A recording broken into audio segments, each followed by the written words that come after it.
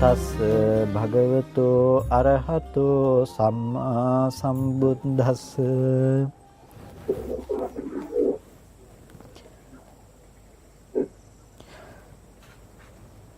ගෞරවනීය අපේ බර්ලින් බෞද්ධ විහාරස්ථානයේ වාසය කරන පූජ්‍ය පැලෑනේ අවසරයි ධම්මකුසල ස්වාමීන් වහන්සේ ඇතුළු පූජනීය මහා සංඝරත්නයන් අවසරයි ශ්‍රද්ධා සම්පන්න කාරුණික පින්තුනි, වෙසක් පොහොය දිනය නිමිති කරගෙන හැමදෙනාම උතුම් සද්ධර්ම ශ්‍රවණයට සූදානම් වන මොහොත. උතුම් සම්බුදු තෙමගුල සිහිපත් කරමින් තමන්ගේ ජීවිතය ප්‍රතිපත්තිමය වශයෙන් ප්‍රතිපදාවක් තුළ මෙහෙවන්නට කල්පනා කරන, ඒ වගේම උදෑසන පටන් ඒ සීල සමාදානයේ හිනියුක්තව ඒ තමන්ගේ ජීවිතය තුනුරුවන් උදෙසා කැපකිරීම තවදුරටත් සනිටුහන් කරන දිනයක් හැටියට අද දිනේදී කවුරුත් මේ සද්ධර්ම ශ්‍රවණයට සූදානම් වන මොහොත. පින්තුනි, බුද්ධ දේශනාව කියලා කියන්නේ, බුදුරජාණන් වහන්සේගේ බුද්ධ භාෂිතය කියලා කියන්නේ අපිට රැකවරණයේ පිණිස පවතින, ඒ වගේම අපට නිවීම පිණිස පවතින උත්තරීතර ලෝකයේ තුල ලද හැකි එකම දෙයි. ඒ බුද්ධ භාෂිතය නැතිනම් ඒ බුද්ධ ධර්මය අපි උතුම්ම ලාභය ලෙස සැලකිය යුතු වෙනවා. බුදුරජාණන් වහන්සේ නමක් අපට ධර්ම දේශනා කළේ දුකෙන් මිදීම සඳහා. දුක කෙලවර කොට උතුම් නිර්වාණ අවබෝධය ලබා ගන්නා ආකාරය පිළිබඳව භාග්‍යතුන් වහන්සේ අපට ධර්ම දේශනා කළා. බුදුරජාණන් වහන්සේ සිද්ධ කළ ඒ මහා ශාසනික කාර්යභාරය නැතිනම් සම්බුද්ධ ශාසනය තුළින් ලෝකයාට මඟ පෙන්වා සිදු කළ ඒ අනුශාසනා ප්‍රාතිහාර්ය තුළ එදා පටන් අද දක්වාම සුවසක් ජනතාව වගේම අනන්ත අප්‍රමාණ සත්වයින් පිරිසක් ඒ ස්වර්ග මෝක්ෂ සම්පත්තීන් සාධනය කරගත්තා. එනිසා ධර්මය කියලා කියන්නේ අද අපේ ජීවිත ලෞකික මට්ටමින් හොඳ තැනකට කුසල මූල සකස් කරගන්නට පුළුවන් භූමියක් වගේම දුකෙන් මිදෙන මාර්ගයත් උත්පාදනය කරගත හැකි උත්තරීතර මාවතක්, උත්තරීතර මාර්ගයක්. ඒ නිසා භාග්‍යතුන් වහන්සේ අපට පෙන්වා වදාළ ඒ උතුම් බෞද්ධ දර්ශනය කුමක්ද කියන එක, නැතිනම් බුදුරජාණන් වහන්සේගේ දර්ශනය කුමක්ද කියන එක පිළිබඳව අපි ටිකක් විමසිය යුතු වෙනවා. මේ කාරණා ටිකක් ගැඹුරු වන්නට පුළුවන්. අපේ ජීවිතයේ යථාර්ථය පිළිබඳව බුදුරජාණන් වහන්සේ ඊටමත් ගැඹුරින් විවරණය කළා. ඒ ගැඹුරු වූ විවරණය තේරුම් ගත හැකි වූයේ යම්කිසි බුද්ධිමය පරිපාකයක් සහිත, නැතිනම් බුද්ධිමය පැසීමක් සහිත අයවලුන්ට. ඒ පිළිබඳව භාග්‍යතුන් වහන්සේම නිර්වචනය කළා. පඤ්ඤාවන්තස්සායන් ධම්මෝ නායන් ධම්මෝ දුප්පඤ්ඤස්ස. මගේ මේ ධර්මය පවතින්නේ ප්‍රඥාවන්තයින් සඳහාය, නොයසේනම් දුෂ්ප්‍රඥයින් සඳහා නොවේය කියලා. ඒ නිසා මේ ධර්මයේ තේරුම් ගන්නට නම් අපිට ටිකක් නුවණින් කල්පනා කළ යුතු වෙනවා. ඒ ධර්මයේ නුවණින් කල්පනා කරලා නුවණින් ප්‍රතිවේධ කර ගැනීමේදී වැදගත්ම දේ තමයි භාග්‍යතුන් වහන්සේගේ දේශනාව, භාග්‍යතුන් වහන්සේගේ භාෂිතයට අනුරූපීව අප එය සිදු කර ගැනීම. පින්තුනි, භාග්‍යතුන් වහන්සේ අපට ධර්මය කියලා පෙන්වුවේ ලෝකේ වෙනත් යමක් පිළිබඳව අවබෝධ කර ගැනීම නෙවෙයි. අපට දේශනා කළේ අපිට පුළුවන් නම් තමා කියන තැන තියෙන යථාර්ථය තේරුම් ගන්නට එය හොඳටම ප්‍රමාණවත්. ලෝකේ අනුන් පිළිබඳව සොයනවාට වඩා, ලෝකයේහි දේවල් පිළිබඳව කරන ගවේෂණයට වඩා වැදගත්ම දේ බවට පත් වෙන්නේ තමන් පිළිබඳව කරගන්නා ගවේෂණය, තමන් පිළිබඳව කරන පර්යේෂණය. එනිසා අපි අද දවසේදී සිදු කළ යුතුයි තමන් පිළිබඳව පර්යේෂණයක්, තමන් පිළිබඳව ගවේෂණයක්. ඒකට තමයි බුදු පියාණන් වහන්සේ අපට මඟ දේශනා කළේ, මාර්ගය හෙලිපෙහෙලි කරලා පෙන්වුවේ. අප ඒ භාග්‍යතුන් වහන්සේ දේශනා කළ මඟ අප අනුගමනය කරනකොට ඒ සොයා යනකොට අපට මූලික වශයෙන්ම ඒ අනුව අවබෝධ කරගන්නට තියෙන්නේ තමාගෙන් පරිබාහිර වූ දෙයට වඩා තමා පිළිබඳව. බුදුරජාණන් වහන්සේ එක අවස්ථාවකදී ලෝකය පිළිබඳව දේශනා කරනකොට බුදුරජාණන් වහන්සේ පෙන්වුවේ මේ ලෝකය පිළිබඳව හොයලා නැතිනම් ලෝකයේහි කෙලවරට ගිහිල්ලා ඇවිදගෙන ගිහිල්ලා කවදාවත් දුක කෙලවර කරන්නට පුළුවන් කමක් නැත්තේ නැහැ. නමුත් ලෝකයේහි කෙලවරට නොපැමිණ මම දුකේ කෙලවර කිරීමක් පෙන්වන්නෙත් නැහැයි කියලා. ඒ වගේම බුදුරජාණන් වහන්සේ ලෝකපඤ්ඤාදී සූත්‍රයන් තුළදී අපට දේශනා කරනවා ලෝකය කියලා කියන්නේ කුමක්ද? ලෝකය කියන දේ අර්ථකථනය කරන්නේ කුමන ආකාරයකටද කියන කාරණාව. එතකොට ලෝකය කියලා අපිට භාග්‍යතුන් වහන්සේ දේශනා කළේ අපි හිතන භෞතික වශයෙන් පවත්නා මේ පෘථුවිය එහෙමත් නැතිනම් මේ අනන්ත විශ්වය ආදී ලෙස අපි දකින ලෝකය පිළිබඳව නෙමෙයි, අපි දකින ඒ සංකල්පමය රාමුව පිළිබඳවත් නෙමෙයි. අපිට එතනදී ලෝකය පිළිබඳව බුදුරජාණන් වහන්සේගේ ඉදිරිපත් කිරීම, බුදුරජාණන් වහන්සේගේ නිර්වචනය ඊටමත් දාර්ශනික සන්දර්භයක් තුළ අපට තේරුම් ගන්නට පුළුවන්කම තියෙනවා.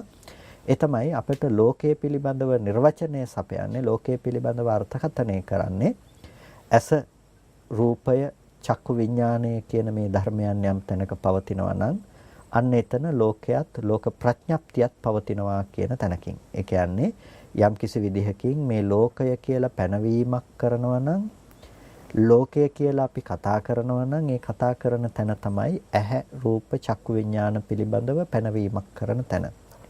එතකොට යම් තැනක කන, ශබ්ද, සෝත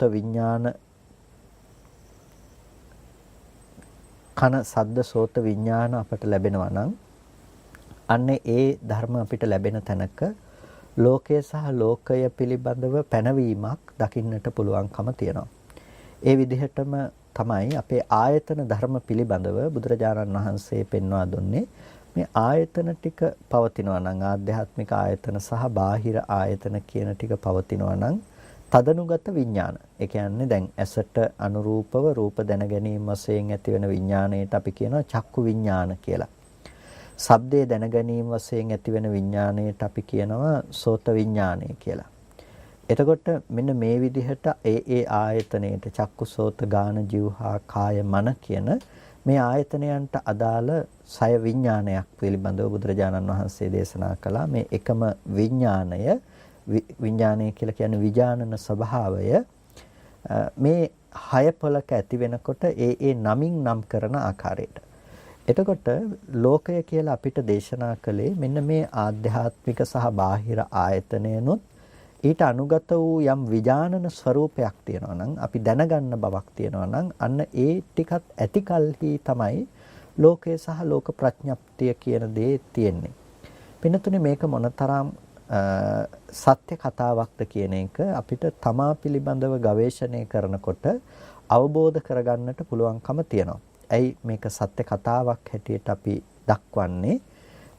අපිට අපි පිළිබඳවම හොයනකොට ඔබ ලෝකයේ පිළිබඳව කතා කරනවා නම් ඒ කතා කරන්නේ ඔබ ලෝකයේ පිළිබඳව දැකපු, ඔබ ඒ පිළිබඳව අහගත්ත, ඔබ පරිවිතර්කණය කරපු, ඒ කියන්නේ ඔබ මනසින් කල්පනා කරපු සීමාවකට අනුරූපීව තමයි ඔබ ලෝකයේ පිළිබඳව අද හිතන්නේ, කල්පනා කරන්නේ. එතකොට ඒක ඔබේ ලෝකය. ඒක තමා තුළ ගොඩනගාගත්ත ලෝකයේ, තමන්ට ලෝකයේ පෙනුන විදිහ, තමන්ට ඒ පිළිබඳව අහගත්ත ශබ්දයේ අනුසාරයෙන් ගොඩනගාගත්ත දේ, තමන් ඒ පිළිබඳව මානසිකව ගොඩනගාගත්ත දේ. එතකොට මෙන්න මේ විදිහට අපිට දේශනා කරනකොට අපිට දකින්න පුළුවන්කම තියෙනවා බුදුරජාණන් වහන්සේගේ භාෂිතය මෙතනදී අපිට ලෝකය පිළිබඳව නිර්වචනය සැපයුවේ වෙනත් තැනකින් නෙමෙයි. ලෝකය පිළිබඳව අපිට නිර්වචනය සපයා දුන්නේ තමා තුළම හටගෙන හේතු ඇති කල්ලි හටගන්න, හේතු නැති වෙනකොට නැති වෙන ධර්මතාවයක් පිළිබඳව. එතකොට මේ ධර්ම කාරණාව පිළිබඳව අපි නිවැරදිව විශ්ලේෂණය කර ගැනීමේදී අපිට තේරුම් ගන්නට තියෙන වැදගත්ම දේ තමයි පින්නතුනි, අපිට අද දවසේදී මේ දර්ශනය භාවිත කිරීම තුළ අපිට ලැබෙන ප්‍රතිලාභය කුමක්ද? ඒ වගේම මේ දර්ශනය අභාවිතය තුළින් අපිට වන හානිය කුමක්ද? ඒ වගේම අපි මේ සඳහා අනුගත විය යුතු නැතිනම් තේරුම් ගත යුතු ක්‍රමවේදයන් කුමක්ද කියන කාරණා පිළිබඳව තියෙන මූලිකම දැනුම. ඒක තමයි අද දවසේදී මේ කරුණු පිළිබඳව අවබෝධය පිළිබඳව ප්‍රධාන වශයෙන්ම බලපවත්වන දේ. නැතිනම් කෙනෙකුට හිතෙන්න පුළුවන් ඇයි අපි මේ දේ දැනගන්නේ? කොයි තැන දක්වා අපි මේක දැනගත යුතුද? මේ ආදී ලෙස අපිට ප්‍රශ්න ගැටලු රාශියක් ඇතිවන්නට පුළුවන්. දැන් සාමාන්‍යයෙන් ලෝකයේ ස්වභාවයනේ දැන් අපි භාවනා කරන්න පටන් ගන්නවා සමහර වෙලාවට. අපි දන්නේ නැහැ අපි ඇයි භාවනා කරන්න කියලා. අපි දන්නේ නැහැ අපි කොතන දක්වා භාවනා කරනවද කියන එක. අපි කොතනට භාවනා කරනවද? අපි ඇයි භාවනා කරන්නේ? මේ ආදී කිසිම දෙයක් පිළිබඳව අපිට දැනුමක් නැහැ. නමුත් දැනුමක් නැතුව අපි භාවනා කරන්න පටන් ගන්නවා. නිකම්ම මේක මම කියන්නේ භාවනා සංස්කෘතියක් කියලා. එතකොට මෙන්න මේකට අනුරූපීව මේ භාවනා සංස්කෘතියකට අනුගතව අපි භාවනා කළත් අර කාරණා ටික පිළිබඳව තියෙන අඩු අවබෝධය නිසා අපිට ඒ ඔස්සේ යම් ප්‍රතිඵලයක් ලබන්නට අපිට පුළුවන් කමක් ලැබෙන්නේ නැහැ. එනිසායි මේ කාරණා ටික ඊටාම වැදගත් වෙන්නේ සහ මේ කාරණා ටිකේ අවබෝධය අපිට ඇතිවීමේ මූලිකම දේ තමයි ඒ අපිට ඊට සුදුසු අවකාශය සපයා ගැනීම කියන දේ. එතකොට මේ පිළිබඳව අපි බලනකොට අපිට තේරුම් ගන්නට පුළුවන්කම තියෙනවා බුදුරජාණන් වහන්සේ අපට මුලින්ම අපි සඳහන් කළා අපි තුල ලෝකයේ හටගන්න ආකාරය සහ ඒ කාරණේ පිළිබඳව නිරුද්ධ වන ආකාරය පිළිබඳව අපට දේශනා කළා. ඒක ආයතනික වශයෙන් හදාගන්න හැටි. ඇස කන නාසය දිව ශරීරය මනස කියන මේ ආයතන ධර්මයන් තුල අපි කොහොමද මේක උත්පාදනය කරගන්නේ කියන කාරණාව තමයි අපි එතනදී ප්‍රධාන වශයෙන් අවබෝධය සඳහා මූලික පසුබිම හදාගන්නට පාවිච්චි කළ දේ බවට පත් වුණේ. ඒ වගේම මේ කාරණාව ඇතුළත් කරගෙන අපිට ඊටාම වැදගත් දහම් පරයයක් කතා කරන්නට පුළුවන්කම තියෙනවා. සංයුක්ත නිකායේ උපරිපන්නාසකයේ දකින්නට ලැබෙන අන්ත සූත්‍රය තුල. අන්ත කියලා කියන්නේ කෙලවරක් කියන එක. දැන් ලෝකයේ තුල අපිත් ගොඩක් වෙලාවට යම් යම් කෙලවරවල් වල වාසය කරනවා. එතකොට දැන් මේ මුළු සමස්ත සත්ව ප්‍රජාවම වාසය කරන කෙලවරක් පිළිබඳව තමයි මෙතනදී මේ කතා බහට ලක් කරන්නේ. ඒ නිසා මේ සූත්‍රයේ නම බවට පත්වන්නේ අන්ත සූත්‍රය. ඒ කියන්නේ කෙලවර කියන දේ තමයි මේ සූත්‍රය තුළ විවරණය වෙන්නේ. චත්තාරෝ මේ භික්ඛවේ අන්තා කතමේ චත්තාරෝ. මහන්නේ මේ කෙලවරවල් හතරක් තියෙනවා. එතකොට මේ අන්ත හතර මොනවද? සක්කායන්තෝ, සක්කාය කියන එක කෙලවරක්. සක්කාය සමුදයන්තෝ, සක්කාය සමුදය කියන එක තවත් කෙලවරක්. ඒ වගේම සක්කාය නිරෝධන්තෝ, සක්කාය නිරෝධය කියන එක තවත් කෙලවරක්. සක්කාය නිරෝධගාමිනී පටිපදන්තෝ, සක්කාය නිරෝධගාමිනී පටිපදාව කියන අන්තය. මේක තමයි ලෝකයේ තියෙන අන්ත හතර. සක්කායන්තය, සක්කාය සමුදයාන්තය, සක්කාය නිරෝධය, නිරෝධන්තය, සක්කාය නිරෝධගාමිනී ප්‍රතිපදාව කියන මෙන්න මේ කරුණු හතර අන්ත නැතිනම් කෙලවරවල් හතරක් හැටියට බුදුරජාණන් වහන්සේ පෙන්නනවා. එතකොට ලෞකික වශයෙන් ලෝකයේ තුල තියෙන අන්ත දෙකක් පිළිබඳව අපිට කතා කරන්නට පුළුවන්. කෙලස් එදෙන තැන් දෙකක් පිළිබඳව. ඒ තමයි සක්කාය සහ සක්කාය සමුදය අන්ත කියන දෙක. එතකොට අපි බලමු මොනවද මේ සක්කාය අන්ත කියන්නේ, මොකද්ද සක්කාය සමුදය අන්තය කියන්නේ කියලා. බුදුරජාණන් වහන්සේ දේශනා කරනවා කතමෝච භික්ඛවේ සක්කායන්තෝ. මොකද්ද මේ සක්කායන්තය කියලා කියන්නේ? පංච උපාදානස්කන්ධා තිස්ස වචනීයං. සක්කාය අන්තය කියලා යමක් කියනවා නම් ඒ කියන්නේ කුමකටද? පංච උපාදානස්කන්ධයට. යමක් අපි සක්කාය අන්තයයි කියලා කියනවා නම් කුමකටද ඒ කිව යුතු වෙන්නේ? පංච උපාදානස්කන්ධය කියන මේ අන්තයට තමයි අපි කිය යුතු වෙන්නේ. එතකොට පංච උපාදානස්කන්ධය කියලා කියන්නේ මොකද්ද? රූප උපාදානස්කන්ධය, වේදනා උපාදානස්කන්ධය, සංඥා උපාදානස්කන්ධය, සංඛාර උපාදානස්කන්ධය, විඥාන උපාදානස්කන්ධය කියන මේ උපාදානස්කන්ධ පහ. එතකොට මේකට තමයි සක්කාය කියලා අපි පාවිච්චි කරන්නේ, නැතිනම් සක්කාය කියලා කියන්නේ. එතකොට රූප උපාදානස්කන්ධය, වේදනා උපාදානස්කන්ධය, සංඥා සංඛාර විඥාන උපාදානස්කන්ධ කියනකොට මෙතනදී මොකද්ද මේ උපාදානස්කන්ධ කියලා කියන්නේ? මෙතනදී මේ උපාදානස්කන්ධ කියලා කියන්නේ යම් විදිහකින් උපාදානයේ විසින් ඇසුරු කළ හැකි වූ ස්කන්ධ නම් කරනවා උපාදානස්කන්ධ ලෙස. කාමාදී උපාදානයන්ගෙන් ඇසුරු කළ හැකි වූ ස්කන්ධ නම් කරනවා උපාදානස්කන්ධ විදිහට. එතකොට රූපය පිළිබඳව අපිට අද යම් දැක්මක් තියෙනවා නම්, රූපය පිළිබඳව අපිට යම් හඳුනා ගැනීමක් තියෙනවා නම්, ඒ රූපය පිළිබඳව අපි අද හඳුනා ගන්නා ක්‍රමය අද උපාදානස්කන්ධයකට සංග්‍රහ විය යුතු, උපාදානස්කන්ධයකට ඇතුළත් කරන තැනක්. බුදුරජාණන් වහන්සේ කන්ද කියන සූත්‍රයේදී ස්කන්ධ පිළිබඳව සහ පංච උපාදානස්කන්ධ පිළිබඳව විග්‍රහ කොට දක්වනවා. එතකොට එතනදී මේ අතීත අනාගත පච්චුප්පන්නාදී 11 දෑරුම් වූ රූපය ස්කන්ධ හැටියටත්, ඒ වගේම ඒ රූපයම සාසව උපාදානීය කියන ආකාරයට යෙදෙනකොට උපාදානස්කන්ධය හැටියටත් බෙදෙනවා. ඒ කියන්නේ ස්කන්ධ සහ උපාදානස්කන්ධ කොටස් දෙකක් කරලා බෙදනකොට ඒ ස්කන්ධ සහ උපාදානස්කන්ධ කියන බෙදීම අතරතුර අපිට පෙන්නනවා මොනවද ස්කන්ධ කියන්නේ, මොනවද උපාදානස්කන්ධ කියලා කියන්නේ. දැන් ස්කන්ධය කියලා කියන්නේත්, රූපස්කන්ධය කියලා කියන්නේත් ඒ අතීත අනාගත වර්තමාන ආදී 11 දෑරුම් වූ දෙයටමයි. එතකොට උපාදාන ස්කන්ධය, ඒ කියන්නේ උපාදානස්කන්ධය කියලා කියන්නේ මොකටද කියලා අහනකොට ඒ ටිකම තමයි පෙන්වන්නේ. හැබැයි වචන දෙකක් වෙනස් වෙනවා. ඒ තමයි සාසවා උපාදානීය කියන වචන දෙක. සාසවා උපාදානීය කියලා කියන්නේ, සාසවා කියලා කියනවා ආශ්‍රවයන්ගෙන් අරමුණු කළ හැකි බැවින්, ආශ්‍රව සහිත මනසකට හමුවන බැවින් ඒක අපි කියනවා සාසවා කියලා. ඒ වගේම උපාදානීය කියලා කියනවා උපාදානය මගින් ඇසුරු කළ හැකි බැවින් ඒකට උපාදානීය කියලා කියනවා. එතකොට උපාදානය ඇති කරගන්නට පුළුවන්කම තියෙන බැවින් ඒකට කියනවා. එතකොට පංච උපාදානස්කන්ධය කියන දේ භාවිත කරන්නේ, නැතිනම් පංච උපාදානස්කන්ධය කියන දේ යෙදෙන්නේ කොතනද? යම්කිසි කෙනෙකුගේ සිත තුළ ආශ්‍රවයන් ඇසුරු වෙනවා නම්, උපාදානය ඇසුරු වෙනවා නම්, ඒ ආශ්‍රව සහ උපාදානය ඇසුරු වන කල්හි අන්න එබඳු වූ ආශ්‍රව උපාදානයන්ට රූපය ඇසුරු වෙන කල අන්න ඒකට සාසව උපාදානීය දෙයක් කියලා කියනවා. එතකොට රූපයේ ආශ්‍රවය දෙන්නේ නැහැ. හැබැයි රූපයේ සාසවයි. ආශ්‍රවයන්ගෙන් ඇසුරු කරන්න පුළුවන්කම තියෙනවා. රූපේහි උපාදානය ඇත්තේ නැහැ. හැබැයි රූපයේ උපාදානයෙන් ඇසුරු කරන්න පුළුවන්කම තියෙනවා. ඒ කියන්නේ දැන් අද ඒක දකින්නකෝ අපේ ජීවිතයේ පැත්තෙන් අද අපිට ලෝකයේ තුල අපි කැමති අකමැති වස්තු හම්බ වෙනවා. රූප, ශබ්ද, ගන්ධ, රස, ස්පර්ශ කියන මේ දේවල් පැත්තෙන් අපිට ලෝකේ කැමති දේවල් හම්බ වෙනවා. ඒ වගේම ලෝකේ අපි අකමැති දේවල් හම්බ වෙනවා.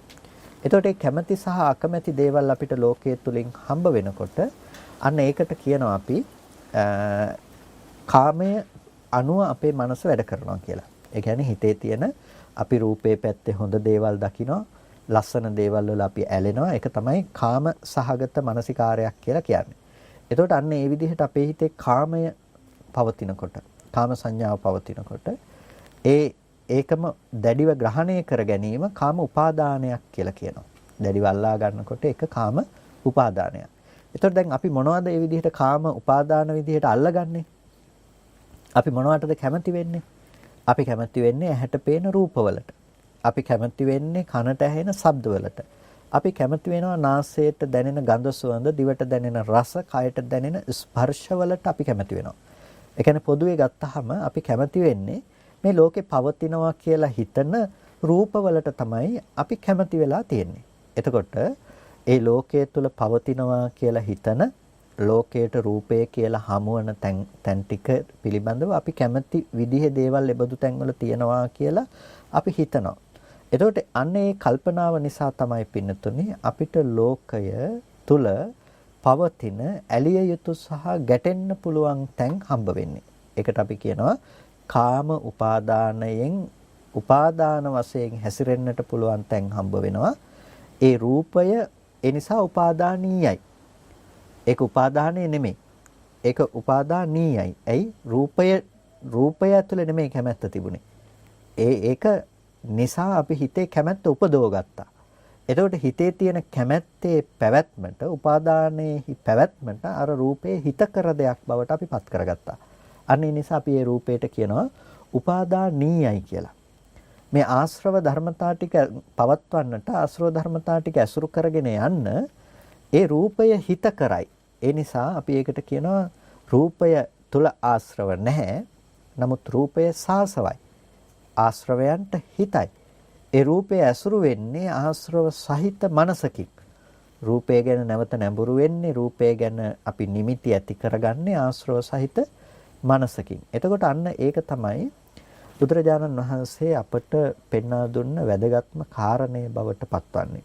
සක්කාය කියනකොට ඒක පංච උපාදානස්කන්ධය කියලා කියනකොට ඒ පංච උපාදානස්කන්ධය යම් කිසි කෙනෙක් ළඟ තියෙනවා නම් ඒ තියෙන්නේ ඔහු තුල පවත්නා ආශ්‍රව සහ උපාදාන කියන මේ ගති පදනම් කරගෙන තමයි එයා තුල මේ ධර්මතා ටික පවතින්නේ. ඒ කියන්නේ ආශ්‍රව සහ උපාදානයේ යම් තැනක තියෙනවා නම් එයා මේ පංච උපාදානස්කන්ධය පරිහරණය කරන්නේ පංච උපාදානස්කන්ධය අනුව යන කෙනෙක්.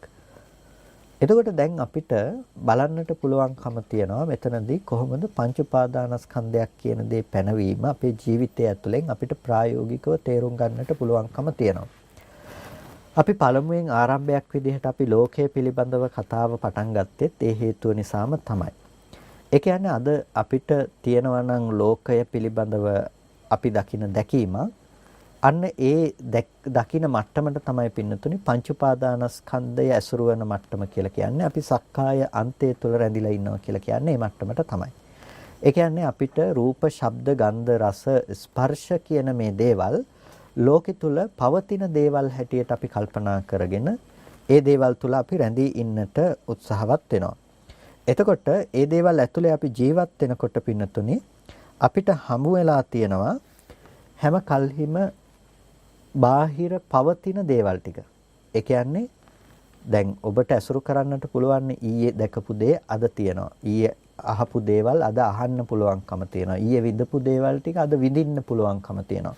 දැන් ලෝකයේ පිළිබඳව ඔබට තියෙන ඒබඳු වූ සංඥාවක්, ඒබඳු වූ සංකල්පනාවක්. එතකොට අන්න ඒ දේ තමයි පින්නතුනේ පංච උපාදානස්කන්ධ සහිත ලෝකයක තියෙන ස්වභාවය.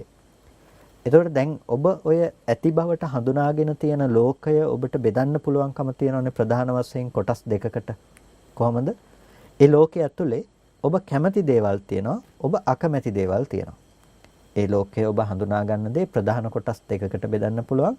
ඔබ කැමති දේවල් තියෙනවා, අකමැති දේවල් තියෙනවා. එතකොට ශබ්ද තියෙනවා, ඔබ කැමති දේවල්, අකමැති දේවල්. දකින්න දේවල් තියෙනවා, දකින්න රූප තියෙනවා, ඔබ දකින්න කැමති දේවල් තියෙනවා, දකින්න අකමැති දේවල් තියෙනවා. ගන්ධ සුවඳ අතර තියෙනවා, ඔබ කැමති අකමැති බෙහෙදයක්. එතකොට ලෝකයේ යම්තාක් දේවල් තියෙනවා, ඔබට මේ කැමති අකමැති බෙහෙදේ තියෙනවා. අපි තවත් තුන් ආකාරයකට බෙදුවොත් කැමතිත් අකමැතිත් නොවන තව දෙයක්ත් අපිට හම්බ වෙනවා. අපි ඒකට කියනවා උපේක්ෂා සහගත දේවල් කියලා. දැන් එතකොට ඔන්න ලෝකයේ තුල පැවැත්මක් තියෙනවා නම් යම් කෙනෙකුට එයාට මොකද වෙන්නේ? එයාට වෙන දේ තමයි අර කැමැත්ත යම් තැනක තියෙනවා නම් ඒ කැමැත්ත ලබා ගන්න නැතිනම් කැමැත්ත කියන දේ අනුව පවත්වන්නට උත්සාහවත් වන දේ ඒ විදිහට නොපවතිනකොට ඔහු කරා දුක පැමිණෙනවා. අපි කැමැති ලෙඩ නොවි ජීවත් වෙන්න, ලෙඩ වෙනකොට අනේ මම ලෙඩ වුණා කියලා දුක් වෙන්න වෙලා තියෙනවා. අපි කැමැති නෑ අපිත් එක්ක ඉන්න අය ලෙඩ වෙනවට, නමුත් ඒක ලැබෙනකොට අපි දුක් වෙනවා. අපි කැමති අපිත් එක්ක ඉන්න අය අපිට ඕන විදිහට ජීවත් වෙනවට, හැබැයි ඒක ඒ විදිහට වෙන්නේ නැති වෙනකොට ඔන්න අපේ ජීවිතේට දුක ගලාගෙන එනවා. දැන් ලෝකේ කැමති දේවල් හමු වෙනවා නම් කැමති දේවල් හමු වන සෑම අවස්ථාවකම ඒහා අනුගතව ජීවිතේට දුක කියන දේ ගලාගෙන එනවම තමයි. ඔබට යම් තැනක කැමැත්ත එකයි නම් තියෙන්නේ, ඔබට දුක් එකක් තියෙනවා. ඔබට කැමැත්ත දෙකක් තියෙනවා නම් ඔබට දුක් දෙකක් තියෙනවා. කැමැති 100ක් තියෙනවා නම් ඔබට දුක් 100ක් තියෙනවා. කැමැත්තට සාපේක්ෂව ඔබට දුක ඇවිල්ලා තියෙනවා. ඒ වගේම ඔබ කැමති වුණත් අකමැති වුණත් දුක ඔබ කරා එනවා. එතකොට කැමැති අකමැති බෙහෙදේ කොහෙන් තිබුණත් ඔබට කැමැත්තේ විපරීත භාවයේ දුකයි, අකමැති දේ ලැබීම දුකයි, උපේක්ෂා සහිත දේ තුල මුලා බව තියෙනවා. ඒකත් වෙනස්ව යන නිසා ඔබට ජීවිතේ බය දුක කියන දේ පවතිනවා. එතකොට පින්නතුනි මෙන්න මේ විදිහට අපිට ජීවිතේ දුක කියන දේ අපිට කොහෙන් ගියත් උරුම වෙන දෙයක් බවට අද දවසේදී පත් වෙලා තියෙනවා. ඇයි? අපි ලෝකය තුල කටයුතු කරන්නේ සක්කාය කියන එක ඇතුලේ. උපාදානය කියන එක ඇතුලේ. ආශ්‍රව කියන එක ඇතුලේ. එතකොට මේ දේවල් වලින් ඇසුරු වෙන සෑම තැනකම දුක තැවරිලා තියෙනවා. එතකොට දැන් අපි ලෝකේ ජරාව මරණය කියන ධර්මයක් තියෙනවා. ඒ වගේම මේක අපිට අද අපි ඇසුරු කරනකොට කාම ආශ්‍රවය මගින් ඇසුරු කරනකොට ඒක දුකක් බවට පත් වෙනවා. දැන් හිතන්නකෝ ලෝකේ අපි දන්න හඳුනන පුද්ගලයෝ ඉන්නවා, නොදන්න පුද්ගලයෝ ඉන්නවා. එතකොට දවසේ අපි නොදන්න පුද්ගලයෝ කොච්චර දවසකට මිය යනවද? විශේෂයෙන් මේ කාලය තුල අපි දන්නවා අවිනිශ්චිතතාවයක් ලෝකේ තියෙනවා. එතකොට අපි නොදන්න පුද්ගලයෝ කොච්චර දවසකට ලෙඩ වෙනවද, මරණයටපත් වෙනවද? හැබැයි අපිට ඒ ජරා මරණ ධර්ම හමුවේ අපිට දුක එන්නේ නැහනේ. අපිට ඒ ව්‍යාධි මරණ ආදී ධර්ම හමුවේ අපේ ජීවිතේට දුක එන්නේ නැහැ. හැබැයි යම් තැනක අපිට අපි කැමති කෙනෙක් ලෙඩ වුණොත්, අපි ආදරය කරන කෙනෙක් මරණයටපත් වුණොත් මොකද වෙන්නේ? එතකොට අපේ ජීවිතේට ඔන්න දුක ගලාගෙන එන්න පටන් ගන්නවා.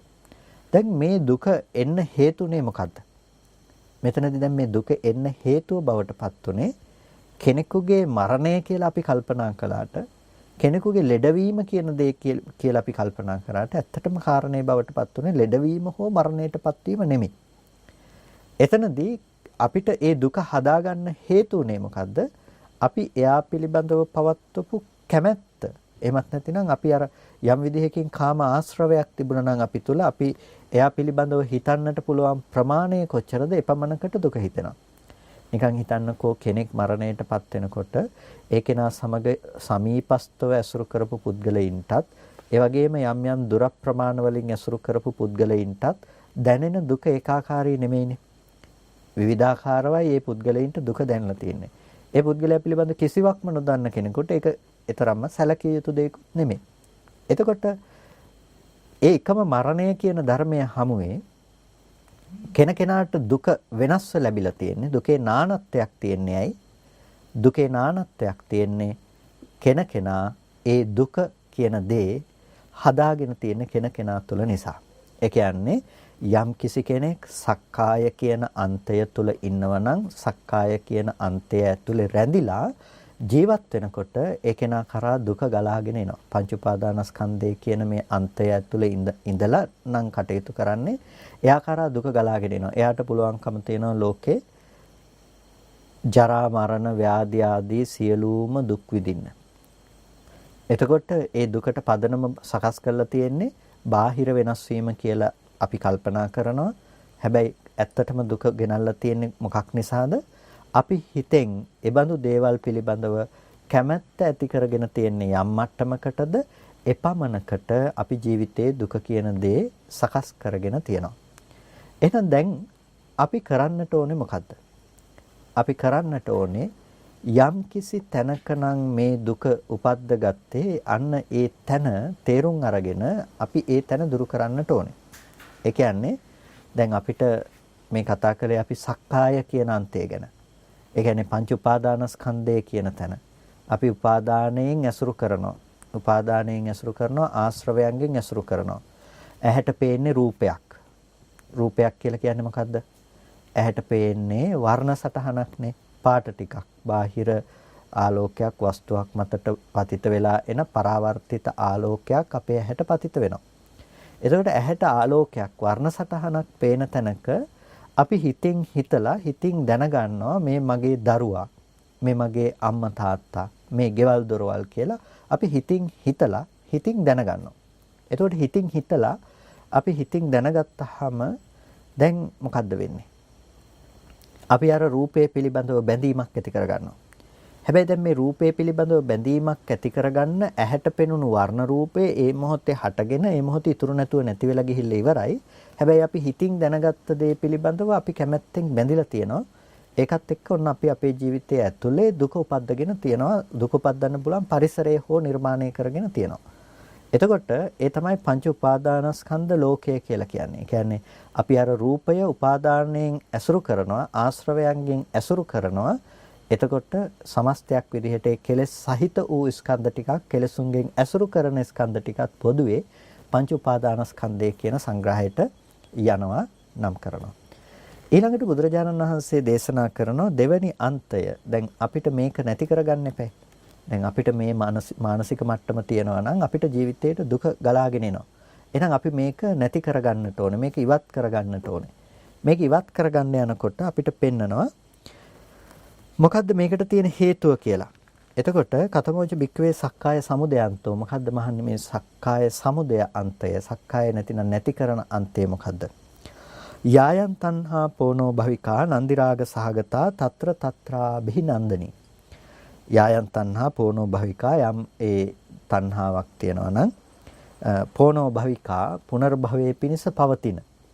ඒ වගේම නන්දි රාග සහගතා නන්දි රාග සහගත වූ ඇලීම කියන දේ නන්දි රාගය කියලා කියනවා කැමැත්තෙන් ඒ බැඳී පැවැත්ම කියන දෙයට.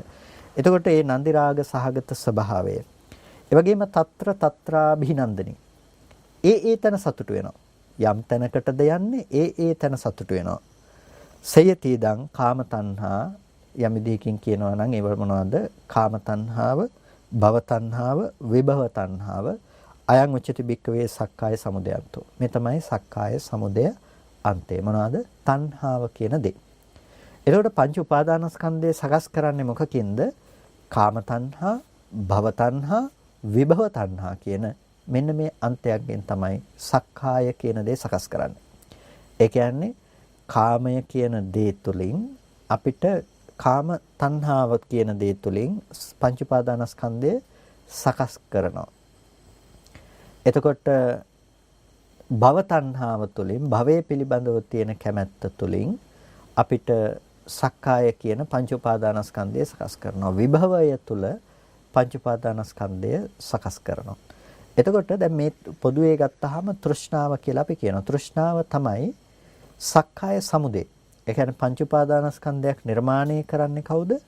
මේ පංච උපාදානස්කන්ධේ නිර්මාණය කළා දෙන්නේ තෘෂ්ණාව කියන මේ දේ. නැතිනම් තෘෂ්ණා නැමැති වඩුව කියලා අපි කියන්නේ. එතකොට තෘෂ්ණාව නැමැති කෙනා තමයි මේ පංච උපාදානස්කන්ධේ නැමැති මේ ගේ සකස් කරන කෙනා බවට පත් වෙලා ඉන්නේ. මේ වඩුව තමයි මේ ගේ හදන්නේ. ඒ කියන්නේ ගහකාරකම් දිට්ඨෝසී පුනගේහන්න කාහසී කියලා කිව්වේ. එතකොට මේ නැවත ගේ කරන්නට බැරි කරන්නට අවශ්‍යයි මේ වඩුවට. නැතිනම් මේ තෘෂ්ණාවට. එතකොට මේ තෘෂ්ණාව කියන දේ තමයි අනිත් අන්තය බවට පත් වෙන්නේ. ඒකෙන් තමයි පංච උපාදානස්කන්ධය සකස් කරලා දෙන්නේ. ඒ කියන්නේ රූපය කියන දේ සකස් කරලා දෙන්නේ වේදනා සංඥා සංඛාර විඥාන කියන මේ ධර්මයන්ට පදනම හදලා දෙන්නේ මොකද්ද? තෘෂ්ණාව කියන දේ. එතකොට තෘෂ්ණාව කියන දේ යම් තැනක පවතිනවා නම් ඒ තෘෂ්ණාව බෙදා දක්වනවා කාම තණ්හා, භව තණ්හා, විභව තණ්හා හැටියට. එතකොට ඒ කාම තණ්හා, භව තණ්හා, විභව තණ්හා කියන ඒ තෘෂ්ණාවන්ගෙන් මොකද්ද සිද්ධ කරන්නේ? අර පංච උපාදානස්කන්ධයක් නිර්මාණය කිරීම සිද්ධ කරනවා. කොහොමද ඒක නිර්මාණය කරන්නේ? කාම තණ්හාවෙන් කොහොමද පංච උපාදානස්කන්ධය සකස් කරනවා කියලා කියන්නේ? දැන් අපි කතා කළා මීට පෙර කලින් යථාර්ථ ධර්මයේ පිළිබඳව. ඒ කියන්නේ ඇහැට පේන්නේ වර්ණ රූපයක් කියලා අපි කිව්වා. ඇහැට පේන්නේ වර්ණ සටහනක් වෙනකොට ඒ වර්ණ සටහන පිළිබඳව අපි කෙනකෙනා තුල හදාගන්න නිමිති සමුදායක් තියෙනවා. අපි කැමැත්ත අකමැත්ත මනස තුල උපද්ද ගන්නවා. අනේ කැමැත්ත මනස තුලින් අපි උපද්ද ගන්නකොට අන්න ඒක ඇතුලේ තමයි පින්නතුනේ අපිට මෙන්න මේ ප්‍රශ්නය තියෙන්නේ. ඒ කියන්නේ තණ්හාව කියන දේ පවතින්නේ එතන. දැන් මේක අපි විශ්ලේෂණය කරගන්නකොට අපිට තවත් සියුම්ම මේක දකින්න පුළුවන්කම තියෙනවා. කොහොමද? චක්කුම් ලෝකේ පිය රූපං සාත රූපං ettesa තණ්හා උපජ්ජමානා උපජ්ජති එත්ත නිවිසමානා නිවිසති. ඇස ලෝකේ ප්‍රිය ස්වභාවයෙන් යුක්ත නම් සාත ස්වභාවයකින් යුක්ත නම් එත්තේසා තණ්හා උපජ්ජමානා උපජ්ජති. මෙතන තමයි තණ්හාව උපදින්නේ. එත නිවිසමානා නිවිසති. මේ තණ්හාව පවතින්නේ එතන. ඇස ලෝකේ ප්‍රියසාත ස්වභාවයෙන් යුක්තයි. තණ්හාව උපදිනවා නම් උපදින්නේ එතන. තණ්හාව පවතිනවා නම් පවතින්නේ මෙතන. එතකොට මේට අනුගතම කාරණාවක් තමයි අපි කතා කළේ පළවෙනියටම. ඒ තමයි ලෝකය ගැන බුදුරජාණන් වහන්සේ ලබා දුන්නු නිර්වචනය. ඒ තමයි ඇස යම් තැනක තියෙනවා නම්, රූපය තියෙනවා නම්, චක්කු විඥානය තියෙනවා නම්, ලෝකයක් ලෝක ප්‍රඥප්තියක් එයාට තියෙනවා කියන එක. එතකොට දැන් භාග්‍යවතුන් වහන්සේගේ මේ විවරණයන් දිහා අපි බලනකොට අපිට දකින්න පුළුවන්කම තියෙනවා. ප්‍රධානම ගැටලුව අද දවසේදී අපිට තියෙනවා මෙන්න මේ රූපය පිළිබඳව කියන එක. මොකද අපි අසුරු කරන ආයතන 6න් ආයතන 5ක් රූප. ඇස කන නාසය දිව ශරීරය කියන මේ ආයතන 5ක් රූප. එතකොට මෙන්න මේ රූපය අරබය තමයි පින්නතුනේ අද අපි හැසිරෙන්නේ. එතකොට මේ රූපය අරබය හැසිරෙනකොට රූපයට අනුගතව අපි කටයුතු කරනකොට අපි මේකේ යථාර්ථයනේ අද තේරුම් ගන්නට ඕනේ. මේකේ යථාර්ථයේ තේරුම් නොගන්න නිසානේ මේ ප්‍රශ්නේ තියෙන්නේ. එතකොට අපිට තේරුම් ගන්නට වෙනවා මොකද්ද ඇහැ කියලා කියන්නේ, මොකද්ද රූපය කියලා කියන්නේ, මොකද්ද චක්කු විඥානය කියන්නේ කියලා අපිට මේක තේරුම් ගන්නට සිද්ධ වෙනවා. දැන් ඇහැ කියලා කියන්නේ පින්නතුනි බුදුරජාණන් වහන්සේ පෙන්වන්නේ මේ සතර මහා ධාතු පිළිබඳව වූ පවත්නා උපාදාය රූපයක්. සතර මහා ධාතුව ඇසුරු කොටගෙන පවතින රූපයක් හැටියට තමයි ඇහැ පිළිබඳව අපිට පෙන්වන්නේ. ඒකට කියන්නේ ප්‍රසාද රූපය කියලා. චක්කු ප්‍රසාද රූපය. ඒ කියන්නේ දැන් කණ්ණාඩියක් වගේ දෙයක තියෙනවනේ උපවත් බවක්. එතකොට ඒකේ තියෙන උපවත් බවට මොකද වෙන්නේ? බාහිර තියෙන පැහැසටහන් අරකේ ප්‍රතිබිම්බයක් විදිහට දකින්න පුළුවන්කම තියෙනවා. බාහිර තියෙන වර්ණ සටහන් පැහැසටහන් ප්‍රතිබිම්බයක් හැටියට අර කණ්ණාඩියේ පතිත වෙනවා. ඒ වගේ තමයි අපේ මේ ඇහි තියෙන උපවත් බවට බාහිර තියෙන රූපය පතිත වෙනවා. මෙතන උපවත් බව කියනකොට මේ මාංශ චක්ෂුෂය ඇතුළේ ඊටමත් සුළු තැනක පිහිටි ප්‍රසාදවත් ගතියක්. මොකද ඒක ඇසුරු කරගෙන තමයි හිත පහළ වෙන්නේ. වස්තු රූපයක් හැටියට අරගෙන ඒක ඇසුරු කරගෙන තමයි සිත පහළ වෙන්නේ. ඒ නිසා ඒ සිත පහළ වෙන ඊටමත් සුළු තැනක් තමයි චක්කු ප්‍රසාදය කියලා කියන්නේ. එතකොට රූපය කියලා කියන්නේ මොකද්ද? රූපය කියලා කියන්නේ එළියේ තියෙන ඔය ගස්, ගෙවල්, දොරවල්, මිනිස්සු, යාන වාහන කියන මට්ටමෙන්ම නෙමෙයි මේ කතා කරන්නේ. ඇහැට පේන්නේ වර්ණ රූපයක් කියන එක. වර්ණ රූපයක් කියලා කියන්නේ පැහැසටහනක්. ඒ කියන්නේ පාට ටිකක්. ඇහැට පේන්නේ පැහැසටහනක්, පාට ටිකක්. එතකොට දැන් ඇහැට පේන ඔන්න ඔය වර්ණ සටහන බුදුරජාණන් වහන්සේකට පාවිච්චි කරන්නේ වන්න නිභා කියලා වචනයක්. පැහැසටහනක් කියන එක. අන්න ඔය පැහැසටහනක් අපේ ඇහැට පතිත වෙනකොට ඒ වර්ණ සටහනට අනුරූපීව තමයි අපිට දැනගන්න පුළුවන්කම තියෙන්නේ. දැන් මේ පෙනීම කියන කාරණාවේදී අපි හිතුවට රූපයයි පෙනෙන්නේ කියලා කවදාවත් අපිට ඇහැට රූප දකින්නට, රූපේ විතරක් දකින්නට පුළුවන්කම තිබුණේ නැහැ.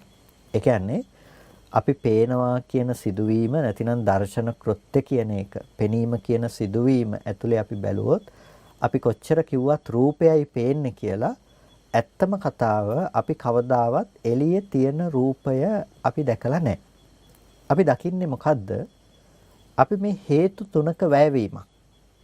ඒ කියන්නේ දැන් මෙතන හිතන්නකෝ ඇහැට අනුරූපීවනේ අපිට රූපේ පෙන්වලා තියෙන්නේ.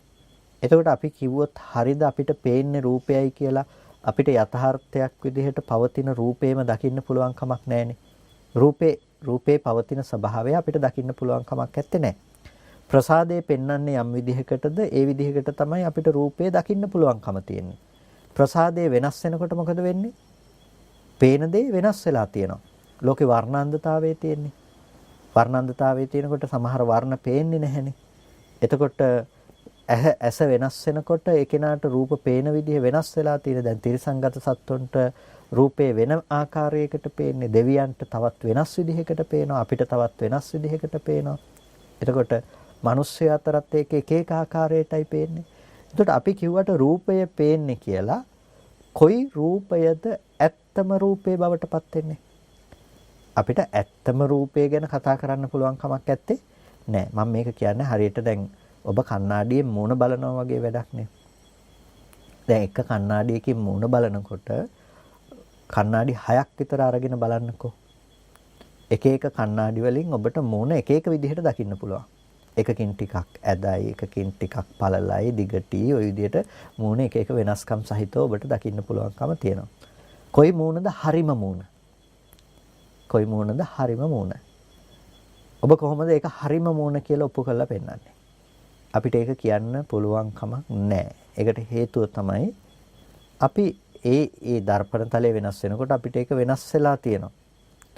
එතකොට ඒ වගේ රූපය කියන එක අපිට හරිම එක කියන්න පුළුවන් කමක් නැහැ. මොකද එළියේ තියෙන එකමයි දකින්න කියන්න පුළුවන් කමක් නැහැ. ඔබ රූපය ගැන කතා කරන්නේ ඔබේ ප්‍රසාදය ඒක ගෝචර කරගන්න ආකාරයට විතරයි. එතකොට ප්‍රසාදේ ගෝචර කරගන්න ආකාරයෙන් ඔබ රූපය ගැන කතා කළා කියලා එළියේ තියෙන්නේ ඒ බඳු රූපයක්මයි කියන එක සාධාරණ වෙන්නේ නැහැ. එහෙනම් අපිට පෙනීම කියන දේ सिद्ध කරනකොට පෙනීම කියන කාරණාව ඇතුලේ පින්නතුණිය ඇත්තේ නැහැ කොතනකවත් රූපයයි පේන්නේ කියලා ඒක ඇතුළට විතරක් සීමා කරන්නට පුළුවන්කම. එතකොට අපිට ඒ පැත්තට නැඹුරු වෙන මනසකට බුදුරජාණන් වහන්සේ ඉඩ තියන්න එපා කියලායි දේශනා කරන්නේ. එතකොට අපි ඇහැට පවරා දුන්නොත් ඇහැටයි පේන්නේ කියලා ඇහැට විතරයි කියලා අපි කියනවා නම් රූපයක් නැතුව ඇහැට දකින්න පුළුවන් කමකුත් නැහැ. එනිසා එතන රූපයේ කෘත්‍යයක් තියෙන්නටත් ඕන. රූපය කියලා කියන්නේ ඇහැට පැමිණි වර්ණ සටහන. වර්ණ සටහන ගෝචර කරගන්න පුළුවන්කම ඇහැ පැත්තෙන් තියෙන්න ඕනේ. ඒ වගේම මේ දෙතනම යොමු වූ මනසක් තියෙන්න ඕනේ. මේකට අපි කියනවා විඥානය කියලා. එතනට හිත යොමු වෙන්නටත් ඕනේ. ඔන්න ඔය තුන් දෙනාම එකතු වුණ තැනක පින්නතුනේ අපි කියනවා රූපේ පේනවා කියලා. ඇහැට රූපය පේනවා කියලා අපි කියනවා. එතකොට ඔය පෙනීම කියන නැතිනම් දර්ශන කෘත්‍ය ඇති කරපු තැන තිබිලා තියෙන රූපේ විතරද? නෑ. ඇහත් හිතත් කියන මේ ධර්මතා තුනක පැවැත්මක් තිබිලා තියෙනවා. දැන් ඔන්න ඕක ඇතුලේ තාම අපි දන්නේ නෑ අම්මද තාත්තද දුවද පුතාද හොඳ දෙයක්ද නරක දෙයක්ද පෙනුනේ කියලා දන්නේ නෑ. අපි දැනගත්ත හිතින් වර්ණ සටහනක් පෙනුණා කියලා. දැන් පස්සේ හිතින් විතර්කණය කරලා හිතින් හිතලා අපි කලින් ඇසුරු කරගත්ත දේවල් තියෙනවානේ. අපි කලින් ඇසුරු කරපු දේවල් තියෙනවා. කලිනුත් ওই විදිහටම කල්පනා කරලා නිමිති ඉතුරු කරපු දේවල් තියෙනවා. ලෝකෙ තුල ඉන්නවා කියලා හිතපු දේවල්. ඒ මොනවද? අපි හිතනවා දැන් දරුවා එළියේ ජීවත් වෙනවා කියලා. එතකොට අපි හිතනවා දැන් අර රූපය ඒ මොහොතේ හටගෙන ඉතුරු නැතුව නැති වෙලා යනවා. නැති වෙලා ගියාට මොකද අපි හිතන්නේ? අපි හිතනවා මේ ඉන්නේ දරුවා කියලා. දැන් ඒක ගෙනල්ලා දෙන්නේ කොහෙන්ද? ඒක ගෙනල්ලා දෙන්නේ තමන්ගේ සංකල්පනාව ඇතුලේ. තමන්ගේ මානසිකාරයේ පැත්තෙන් මනස පැත්තෙන් තමයි ඒක උපද්දලා දෙන්නේ. එතකොට තමන් දැනගන්නවා මේ ඉන්නේ මගේ දරුවා නේද කියලා. දැන් ආදරණීය දරුවා කියන මේ බව හම්බ වෙන්නේ කොතනින්ද? ඒක හම්බ වෙන්නේ තමන්ගේ සිතෙහි පවතින අර කාම සහගත ආශ්‍රවයන්ගෙන්. අපි ඒකට කියනවා කාම ආශ්‍රවය කියලා. නැතිනම් අපි ඒකට කියනවා කාම සහගත තණ්හාවෙන් ඇසුරු වෙන තැනක් ඒක. එතකොට අපි ආදරය කරන්නේ ඒ ආදරණීය දරුවා කියලා හම්බෙන තැනට. අපි කවුරුත් ආදරය කරන්නේ නැහැනේ හටගෙන නිරුද්ධ වෙන රූපේ කියන තැනකට. අපි ආදරය කරන්නේ ආදරණීය දරුවා කියන එක. එතකොට දරුවා කියන එක එළියේ රූපෙ තිබිලා ආපු දෙයක් නෙමෙයිනේ. එහෙම වුණා නම් ඒක ලෝකේ හැමෝටම දරුවා බවට පත් වෙන්න එපා. හැබැයි ඒ එන රූපේ ලෝකේ අනිත් අයට දරුවා බවට පත් වෙන්නේ නැහනේ. එහෙනම් ඒ රූපය ඇතුලේ තිබිලා දරුවා කියන එක එනවා නෙමෙයි. එතකොට දරුවා කියන එක එන්නේ කොහෙන්ද? ඒක සංකල්ප මේ වශයෙන් තමන් ඇති කරගත්ත දෙයක්. දැන් තමන් බැඳෙන්නේ කොකටද? තමන් ආදරය කරන්නේ අර ආදරණීය දරුවා කියලා පෙන්වන සංකල්පමේ දෙයට තමයි තමන් කැමති වෙන්නේ. රූපය හටගෙන ඉතුරු නැතුව නැති වෙලා යනවා. ඒක තමයි ලෝකේ යථාර්ථය. තමන් තුළ නිර්මාණය කරගන්න ලෝකයේ ඇත්ත තමයි ඇහැට ආපු රූපය හටගෙන ඉතුරු නැතුව නැති වෙලා යනවා. ඒ රූපේ දැකපු ඇහැ ප්‍රසාදයේ මේ මොහොතේ බිඳිලා යනවා. ඒක දැනගත්ත හිතත් හටගෙන නැති වෙලා යනවා. කොටින්ම කියනවා නම් පෙනීම කියන සිදුවීම සම්පූර්ණයෙන්ම නැති වෙලා යන තැනක අපි ඉතුරු කරගන්නවා දෙයක් මොකද්ද? රූපය පැත්තේ දරුවා ඉන්නවා කියලා අපි ආශ්‍රවයක් පුරුද්දක් තියාගන්නවා. ආපහු ඇහැට පේන්නේ ඒ මොහොතේ අලුතෙන් එන වර්ණ සටහනක්, අලුතෙන්ම ඇහැක්, අලුතෙන්ම සිතක් හටගන්නේ. හැබැයි මේ තුන් දෙනා එකතු වෙන තැනක හටගන්න දේ අරබයා හිතින් ආපහු දැනගන්නේ කලින් ඉඳපු දරුවා ආපහු ඉන්නවා කියලා. දැන් කලින් තිබ්බ රූපේ ආපහු තියෙන්න පුළුවන්ද? එකම රූපේ දෙපාරක් දකින්න. එහෙම වුණොත් එකම වර්ණ සටහන ආපහු වෙනවා කියලා අපි කියනවා. එකම වර්ණ සටහන ආපහු වෙන්නේ නැහැ නේ. අලුතෙන් පාට ටිකක් එන්නේ. හැබැයි අපි හිතින් දැනගන්නේ මොකද්ද? කලින් හිටපු දරුවා නැවත ඉන්නවා කියලා. එතකොට අපි කැමැත්තෙන් බැඳෙන්නේ අන්න ඔය සංකල්පයත් එක්ක. ඒකයි සංකල්පය වෙනස් කළොත්. ඔක වෙනස්ව පේන්නේ. දැන් පුංචි කාලේ ආදරෙන් හදන දරුවෝ සමහර වෙලාවට ලොකු වුණාම සමහර දෙමව්පියන්ට එපා වෙලා තියෙන්නේ. දරුකම වෙනස් වෙලාද? නෑ. මොකද පොඩි කාලේ බොරුවට ආදරය කළාද? නෑ. මොකද්ද වෙලා තියෙන්නේ? වෙලා තියෙන්නේ සංකල්පය වෙනස් වෙලා. ඒ රූපේ පේනකොට ඒ පිළිබඳව ප්‍රතිචාර දක්වන පැත්ත වෙනස් වුණොත් එදා ඉඳලා වෙනස්ව තමයි ඒ පිළිබඳව දැනගන්න පුළුවන්කම තියෙන්නේ. ඒ පැත්තේ නිමිති ඉතුරු කරලා තියෙන දැන් නරක විදිහට. ඒ නිසා තමයි නරක දෙයක් විදිහට ඒක දකින්න පුළුවන්කම තියෙන්නේ. දැන් ප්‍රශ්නේ තියෙන්නේ එළියේ ඒ හටගෙන ඒ මොහොතේ නැති වෙලා යන රූපෙද රූපයට ප්‍රතිචාර දක්වන තමන්ගේ මනස පැත්තේද ප්‍රශ්නේ තියෙන්නේ. ප්‍රශ්නේ තියෙන්නේ රූපේ පැත්තට ප්‍රතිචාර දක්වන තමන්ගේ මනස පැත්තේ. අන්න ඒ නිසා බුදුරජාණන් වහන්සේ අපට පෙන්නනවා අන්න ඔය රූපයේ ඇසුරු වෙන සංඥාව අයින් කළා දාන්න. ඔය තෘෂ්ණාවට පසුබිම් වන දේ අයින් කළා දාන්න. ඔය කාමයට පසුබිම් වන ඔය තණ්හා සහගත භූමිය අයින් කළා දාන්න කියලා අපිට දේශනා කරනවා. ඒකයි ඊළඟ අන්තය ගැන අපිට කතා කරන්නේ. යා තණ්හා ඒව අශේෂ විරාග නිරෝධෝ. ඡාගෝ පටිනිස්සග්ගෝ මුත්‍ති අනාලයෝ. ඒ තෘෂ්ණාවගේ නිර්වශේෂ නිරෝධයක් තියෙනවා නම් ඒ තෘෂ්ණාවගේ ඉවත් කිරීමක් දුරලීමක් තියෙනවා නම් නොයල්මක් තියෙනවා නම් එතකොට ඒකේ මිදීමක් තියෙනවා නම් මෙන්න මේකට තමයි අපට දේශනා කරන්නේ නිරෝධය කියලා. ඒ කියන්නේ තණ්හාව නැති කළා දානවා. මොකද්ද නැති කළේ? අර රූපේ පැත්තට යන සංකල්පනාව අයින් කළා. එතකොට රූපේ පැත්තට යන සංකල්පනාව අයින් වෙනකොට මොකද වෙන්නේ? රූපේ පැත්තට අපිට යන සංකල්පනාව අයින් වෙනකොට අපිට මේ තණ්හාව පවතින දෙයක් ඇත්තේ නැහැ. මෙතනදී කරන්නේ හොඳට සලකන්න තණ්හාව ඇති කරගන්න තැන තියෙනකොට තණ්හාව විතරක් අයින් කිරීමක් ගැන නෙමෙයි මේ ශාසනය කතා කරන්නේ. ඒකයි ඊළඟ අන්තය මේ සක්කාය නිරෝධගාමිනී ප්‍රතිපදාව ගැන කතා කරනකොට ආර්ය අෂ්ටාංගික මාර්ගය කතා කරන්නේ සම්මා දිට්ඨිය මූලික කරගත්තා. එතකොට සම්මා දිට්ඨියෙන් කතා කරන්නේ යථාර්ථවාදී දැක්මක් ගැන. එතකොට එතනදී අපිට පිරිසිඳ දකින්න තියෙන දුක පිරිසිඳ දැකීමක් පිළිබඳව. එතකොට එතනදී අපට හොඳට තේරුම් ගන්නට පුළුවන්කම තියෙනවා පින්නතුනි. බුදුරජාණන් වහන්සේ දේශනා කළේ මොකද්ද මෙතනදී? අපිට පිරිසිඳ දකින්නට කියලා පෙන්වුවේ මොකද්ද? දුක කියන දේ. ඒ කියන්නේ දුක කියලා කියන්නේ අපි හරි දුකයි කියන තැන නෙමෙයි. දුක්ඛ ලක්ෂණය කියන දේ. කියන්නේ සංකත ධර්ම ගැන. මොනවද සංකත ධර්ම කියලා කියන්නේ? අර ඇහැ රූප චක්කු විඥාන මේ ආදී ලෝකයේ ගොඩනැගෙන හේතු නිසා සකස් වෙන ධර්ම වලට කියනවා සංකත ධර්ම කියලා. අන්නේ සංකත ධර්ම තමයි අපි දැනගන්නට අවශ්‍යද. එතකොට ඒ සංකත ධර්ම පිළිබඳව අපි මෙතනදී දැනගැනීමේදී අපට දැනගන්න පුළුවන්කම තියෙන්නේ අර තියෙන ධර්මතාවයන් ගැනමයි. ඒ කියන්නේ අපි අර ලෝකය කියලා යමක් ගැන කතා කළා නම් අන්නේ ලෝකේ කෙලවරට යන්න ඕනේ කියලා කිව්වේ ඒකයි. ඇස රූප චක්කු විඥාන කියන එක ලෝකයේ පැවැත්ම කියනකොට අන්න ඒකට තමයි අපි යන්න අවශ්‍ය ඒ කෙලවරට. අපි යන්න අවශ්‍යයි ඇස රූප චක්කු විඥාන කියන ධර්මතා තුනේ එකතුව සමග මේ පෙනීම කියන දේ හට ගන්නවා. ඒක ඉතුරු නැතුව නිරුද්ධ වෙනවා කියලා. එතකොට ඒ විදිහට පේන ලෝකය හටගෙන ඒ මොහොත ඉතුරු නැතුව නිරුද්ධ නම් පින්නතුනි අපිට කොයිම මොහොතකවත් ඒ දේ අරබය ඇත්තේ නෑනේ. ඒක බාහිරට නැඹුරු කරගත්ත බවක්. ඒ කියන්නේ ඒ පේන දේ එළියේ තියනවා කියලා නිමිති ඉතුරු කරන බවක් නැහැනේ. එහෙනම් නිමිති ඉතුරු කරන බවක් නැත්තම් එකපාරක් දැකපු රූපේ ආපහු ඇසුරු වෙන්න තැනක් නැති වෙනකොට ඒ ආදරණීය දරුවා අපිට ආපහු දකින්න පුළුවන් කියලා අපිට එළියේ දකින්න පුළුවන් බව රූපේ පැත්තෙන් හම්බ වෙන්නේ නැති වෙනකොට අපිට දරුවා ලෝකෙ තුල පණවන්න දෙයක් නැති වෙනකොට අපි එකෙන් මිදිලා. කොටිම කියනවා නම් අපිට දරුවා නොපෙනෙන තත්ත්වයටපත් වෙලා. මේ කියන්නේ ඇහැට පේන්නේ නැහැ කියලාවත් නෙමෙයි, බය වෙන්න එපා ඔබට දරුවා කියලා දැනගන්න බෑ කියන එක ගැනත් නෙමෙයි. මෙතන තියෙන්නේ අපි දැනගන්නවා කියන දේ නෙමෙයි මේ වරද තිබුණේ, දැනගන්නේ එළියේ තියෙන රූපෙයි කියලා හිතන මෝඩකමේ ප්‍රශ්න තිබුණේ. අපි නැති කරන්නේ මෝඩකම මිසක දැනගන්නකම නෙමෙයි. ඒ නිසා අපි දන්නවා දැකීම මාත්‍රයෙන් ඉවර වෙන බවත් දැන ගැනීම මාත්‍රයෙන් ඉවර වෙන බවත් අපි දන්නවා.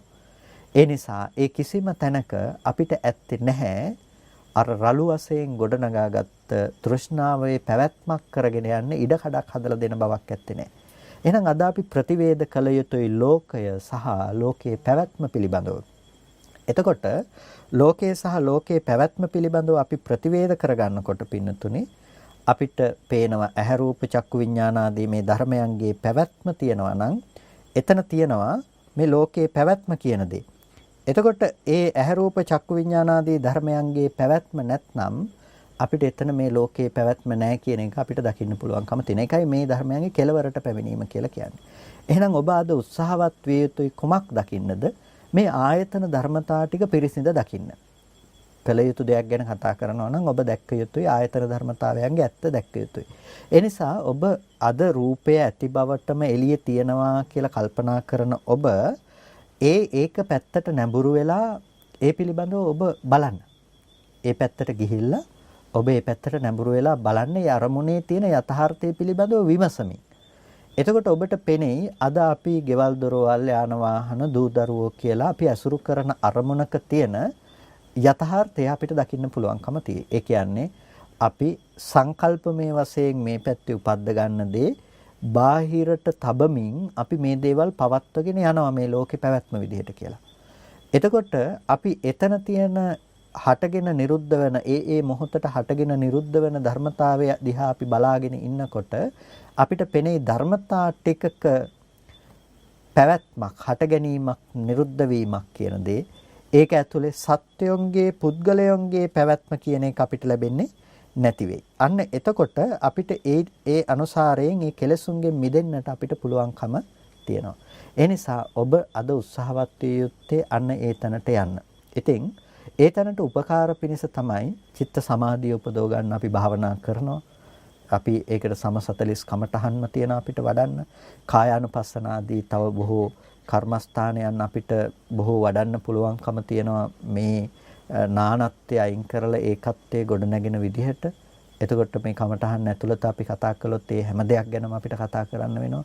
ඒ තුලින් අපි බලාපොරොත්තු වෙන අර්ථයක් තියෙනවා. එතකොට ඔන්න භාවනාව අර්ථාන්විත වෙන්නේ අර දර්ශනය ඇතුව අපි එතෙන්ට යනකොට. එතකොට අපි හිත වඩන්නේ මොකක් නිසාද? අර ඇත්ත සාක්ෂාත් කරන්න. මොකද අපිට රූපය කියන දේ ප්‍රත්‍යක්ෂ කරන්න පුළුවන් කමක් නැත්තේ නෑනේ පින්නතුනේ. අපිට චිත්ත ඒකාග්‍රතාවයක් නැතිව මේ පේන දේ එළියේ තියනවමයි කියලා ඒ දේවල් වලට තණ්හාවෙන් ගහ බැන ගන්න ලෝකෙක ඒබඳු මානසික මට්ටමක ඉඳලා මේ ඇත්ත ප්‍රතිවේද කරන්න යනකොට මේ මොකද්ද කියන්නේ කියලා හිතෙනවා. ඒ නිසා මේක තේරෙන්නේ නැහැ. කොච්චර කතා කළත් මේක ප්‍රායෝගිකව දැනෙන්නේ නැහැ. ඒ නිසා අපිට ඒක තේරුම් ගන්න නම් අපිට අපේ හිතේ තියෙන ආශ්‍රව කෙලස් මට්ටම සංසිඳවන්න වෙනවා. ඒකට අපිට භාවනාව අත්‍යන්තයෙන්ම උපකාර වෙනවා. එතකොට අපි දන්නවා දැන් කොයි තැනකට යන්නද අපි මේක වඩන්නේ කියලා. ඔබට පුළුවන් මේ මූලික දර්ශනය ඇතිව ඒ ටික කරගෙන යන්න. ඉතින් කල්පනා කරන්න අද දවසේදී මේ දේ තුලින්, ඒ කියන්නේ මේ දේශනාව තුලින් මම බලාපොරොත්තු වෙන්නේ ඔබට 100%ක්ම මේ කියපු කාරණා ඔක්කොම තේරුම් ගනිවි කියලා මම හිතනවා. ආධුනික අයත් ගොඩක් ඇති, ආපු අයත් ඇති. නමුත් සමස්තයක් විදිහට මට අවශ්‍ය වුණේ එක කාරණාවක් පැහැදිලි කරලා දෙන්න. බුදුරජාණන් වහන්සේ දේශනා කළේ මේ ධර්මයේ මේ වගේ ගැඹුරු අපේ ජීවිතයේ ජීවත් වෙනවා කියන තැන තියෙන යථාර්ථයේ තේරුම් ගන්න තැනක් පිළිබඳව ස්කන්ධ ලෝකයේ, ආයතන ලෝකයේ, නැතිනම් අපි ලෝකේ ගොඩනගා ගන්න තැන පිළිබඳව නිර්වචනය කළා. අපිට තෘෂ්ණාවෙන් එතන හැසිරෙන්නේ නැති වෙන්න අපිට අවශ්‍ය මගක් ගැනයි අපිට පෙන්වන්නේ. ඒ නිසා අපි උත්සාහවත් විය යුත්තේ එතනට යන්න මිසක වෙනත් තැනකට යන්න නෙමෙයි. ඉතින් ඒ කාරණා සඳහා ඔබට මේ දර්ශනය මූලික වශයෙන්ම සත්‍ය ඥානය තුළ ඔබ ළඟ තියෙන්නට ඕනේ ඔබේ දැක්මක් විදිහට. එතකොට තමයි ඔබේ භාවනාව අර්ථාන්විත කරගන්නට පුළුවන්කම තියෙන්නේ. ඉතින් මේ කතා කරපු දේවල් 100%ක් ඔබට නොතේරෙන්නටත් පුළුවන්. ටිකක් හරි තේරුණා නම් ඒක තමයි බලාපොරොත්තු වුණ දේ. ඒ වගේම මොකක්වත්ම තේරුණේ නැත්තම් මම කියන්නේ ඒකත් ලොකු දෙයක් කියලා. මොකද මෙච්චර දර්ශනයක් කතා කරනකොට අපිට මොකක්වත්ම තේරුන්නේ නැත්තම් අපි කොච්චර උවමනාවෙන් තවදුරටත් උත්සාහවත් විය යුතුද මේ බුද්ධ ශාසනය තුළ අපි මේ ධර්මයේ කෙසේ හෝ තේරුම් ගත යුතුයි කියලා ටිකක් තේරුම් ගත්ත කෙනාටත් වඩා වැඩිපුර උත්සාහ කරන්නට ඕනේ නොතේරුණා නම් නොතේරුණ කෙනා. ඒ නිසා ඔබ වෙනද දැනගත්ත දෙයකට වඩා වැඩියමක් දැනගත්තා නම් ඒක ප්‍රමාණවත් අතහැර ගන්න නැතුව ධර්ම මාර්ගයේ තුල රැඳී ඉන්න. ඒ වගේම ඔබ කෙසේ හෝ මේ මාර්ගඵල අධිගමයන් සාක්ෂාත් කරගන්නවා කියන වීරය වඩන්න මේ ශාසනයේ හිස් ශාසනයක් නෙමෙයි. අද දවසේදී මේ අධිගම ප්‍රතිලාභේ කරන්නට ඔබට පුළුවන්කම තියෙනවා. උත්සාහය සහ වීරිය තියෙනවා නම් ඒකට සිහිය නුවණ පවත්වන්නට උත්සාහවත් වෙන්න ජීවිතේ පුරාවට මේ නුවණ කොහොම හරි තමන්ගේ ජීවිතේ තමන්ට අයිති නුවණක් බවට පත් කරගන්න ඔබ ප්‍රායෝගිකව උත්සාහවත් වෙන්න. ඔබ කොතනට ගියත් මේ කාරණාවට නැවත පැමිණෙන්නටම අවශ්‍යයි කියන එකත් ඔබට සිහිපත් කරනවා. ඒ නිසා මේ කාරණා ටික සිහිපත් කරමින් කල්පනා කරගන්න කාල වේලාව ගත වෙලා තියෙන නිසා හැමදිනම සද්ධර්ම ශ්‍රවණය කරලා යෝනිසෝ මනසිකාරාදී පවත්තලා වටිනා කුසලයක් සිද්ධ කරගන්නට යෙදුනේ. මේ සිද්ධ කරගත්ත සියලු කුසල ධර්මයන් අපි අනුමෝදන් කළ යුතු අයට අනුමෝදන් කරනවා. පළමුවෙන් අපට අර්ථයෙන් ධර්මයෙන් අනුශාසනා කළ අපේ ධර්මාචාර්ය අවසරයි මාංකඩවල සුදස්සන ස්වාමීන් වහන්සේට, අවසරයි මාංකඩවල නන්දරත්න ස්වාමීන් වහන්සේට, ස්වාමීන් වහන්සේලා දෙනමතම උතුම් නිවනින් සැනසීම පිණිස මේ කුසලය හේතු පාරමිතාවක්ම වේවා කියලා ප්‍රාර්ථනා කරනවා. ඒ වගේම මේ සියලු කුසල ශක්තිය දෙවියන්ටත් අනුමෝදන් කරනවා. දෙවියෝ මේ පින් සතුටින් සාධනාවෙන් අනුමෝදන් වනු ලබත්වා. දෙවියන්ට මේ පින් උතුම් නිවනින් සැනසීම පිණිස හේතු පාරමිතාවක්ම වේවා කියලා සාදු කියලා දෙවියන්ට පින් අනුමෝදන් කරන්න. ඒ වගේම මේ උතුම් කුසල ධර්මයන් අපි ඔබ සෑම සිළු දෙනා නමින් මේ පරලෝකීය ඥාතීන්ටත් අනුමෝදන් කරමු. අද දවසේදී ධර්මදේශනාවේ ඒ දායකත්වයෙන් කටයුතු කරනවා ජර්මනියේ බර්ලින් නුවර වාසය කරන අනුරුද්ධ ගුණවර්ධන මහත්මයා සහ හිමාලි ගුණවර්ධන මහත්මිය බලාපොරොත්තු වෙනවා අනුරුද්ධ ගුණවර්ධන මහත්මයාගේ දෙමව්පියන් වන අමරසිරි ගුණවර්ධන මහතා හා ඉරාංගනී ගුණවර්ධන මහත්මියට හිමාලි ගුණවර්ධන මහත්මියගේ පියා වන එඩ්වඩ් සේනානායක මහත්මයා සොහිරිය වන මංජුලා සේනානායක මහත්මියට ඒ ආශිර්වාද කරන්නට බලාපොරොත්තු වෙනවා. ඒ කල්පනා කරගන්න ඒ නම් සඳහන් කරන්නට යෙදුණු ඒ හැමදෙනා ඇතුළු ඒ සෑම සියලු දෙනා නමින් මිය පරලෝකීය යම් ඥාතිවරයෙක් ඉන්නවා නම් ඒ සෑම සියලු ඥාති වර්ගයාටම මේ පින තමන් කළ පිනක් මේ සතුටින් සාදුනාදයෙන් අනුමෝදන් වන්නට ලැබේවා. ඒ ඥාතීන් දුකක සිටිනන් දුකෙන් අත මිදේවා. සැපක සිටිනන් ඒ සැපතවත් වඩා වර්ධනය කරගනීවා. ඒ ඥාතීන්ටත් උතුම් නිවනින් සැනසෙන්නටම මේ කුසලය හේතු පාරමිතාවක්ම වේවා කියලා සාදු කියලා ප්‍රාර්ථනා කරන්න. ඒ වගේම මේ සියලුම කුසල ධර්මයන් අපි විශේෂයෙන් අනුමෝදන් කරනවා.